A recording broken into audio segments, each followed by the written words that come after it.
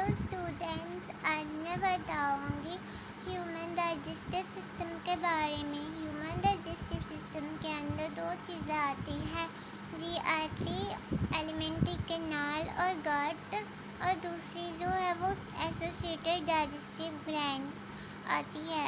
Associated digestive glands के अंदर salivary glands आते हैं जो हमारे माउथ में प्रेजेंट होता है। गैस्ट्रिक ग्लैंड्स जो हमारे स्टमक में प्रेजेंट होते हैं, और इंटेस्टाइनल ग्लैंड्स जो हमारे इंटेस्टाइन में प्रेजेंट होते हैं। लिवर ग्लैंड्स और पैंक्रियास ग्लैंड्स भी आते हैं। जो जीआईटी है इसकी फुल फॉर्म होती है गैस्ट्रो इंटेस्टाइनल ट्रैक्ट। जीआईटी को हम एलिमेंट्री कैनाल और गट भी बोलते हैं। ये एक लॉन्ग कॉइल्ड ट्यूब होती है जो डिफरेंट डायमीटर की होती है और हमारे मुंह से शुरू होती है और एनस पर जाकर ख़त्म होती है। हम जो भी फूड खाते हैं वो हमारे माउथ से जाती है ईज़ोफेगस के अंदर। ईज़ोफेगस को हम फूड पर भी बोलते हैं और वो स्टमक में जाती है, फिर स्टमक से स्मॉल इंटेस्टाइन में जाती है, स्मॉल इंटेस्टाइन से लार्ज इंटेस्टाइन में जाती है, लार्ज इंटेस्टाइन से एनस के थ्रू बाहर चला जाता है। जो भी अनडाइजेस्टेड फूड होता है वो, ये जो लॉन्ग कॉइल्ड ट्यूब है इसको हम कॉइल्ड इसलिए बोलते हैं क्योंकि ये घूमी हुई होती है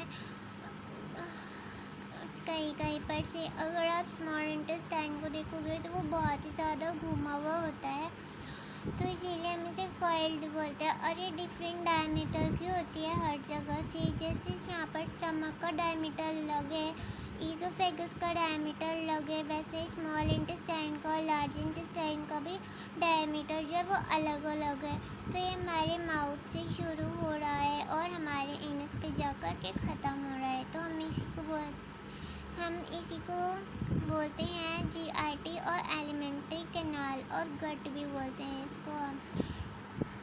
सबसे पहले फूड का होता है इंजेशन, यानी हम अपने माउथ में फूड लेते हैं। फिर होता है डाइजेशन, बड़े बड़े फूड पार्टिकल्स को छोटे छोटे फूड पार्टिकल्स में टूटते हैं, यानी उनका ब्रेकडाउन होता है। फिर होता है एब्जॉर्प्शन, छोटे छोटे फूड पार्टिकल्स जो है वो हमारे खून में हमारे ब्लड के अंदर एंटर कर जाती हैं।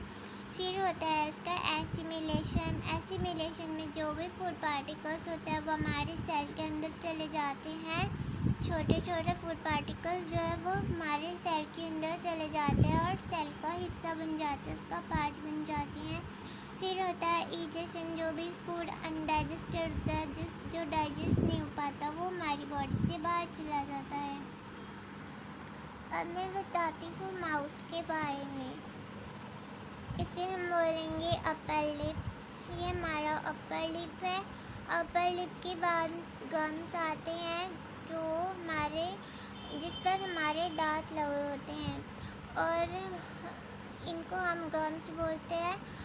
गम्स के बाद आते हैं हमारे दांत, और जो अपर लिप है वो गम से जुड़ा होता है, कनेक्टेड होता है फ्रेन्यूलम के थ्रू। फ्रेन्यूलम एक फोल्ड ऑफ स्किन है जो गम यानी हमारे मसूड़े और हमारे लिप्स को जोड़कर रखती है।